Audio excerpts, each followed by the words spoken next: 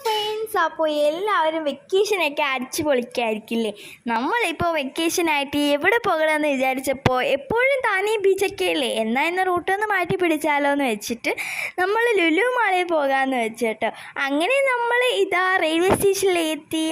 അപ്പം നിങ്ങൾ വിചാരിക്കും ഞങ്ങളെന്താ ട്രെയിനിൽ പോകുന്നതെന്ന്. അപ്പോൾ കാറിൽ പോയാൽ എൻ്റെ ആൾ വെക്കും കേട്ടോ, അതുകൊണ്ടാണ് നമ്മൾ കാറിൽ പോകാത്തത്.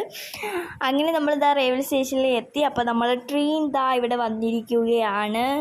ട്രെയിനിലെ അതിമനോഹരമായ കാഴ്ചകളൊക്കെ കണ്ട് നമ്മൾ ഇവിടെ ഇരിക്കുകയാണ് കേട്ടോ. അപ്പോഴത്തേക്കും നമ്മൾ എവിടെ ഇറങ്ങുന്നതെന്ന് വെച്ചാൽ നമ്മൾ കൊച്ചുവേളിയിൽ ഇറങ്ങുവാണ് കേട്ടോ. അവിടെ നിന്ന് അപ്പം നമ്മൾ കൊച്ചുവേളി ഇവിടെ എത്തിയിട്ടുണ്ട്. അവിടെ നിന്ന് പിന്നെ ഹോട്ടൽ കയറി നേരെ നമ്മുടെ ലുലു മാളിലേക്ക്. വാ, ബ്യൂട്ടിഫുൾ ഷോപ്പിംഗ് മാൾ.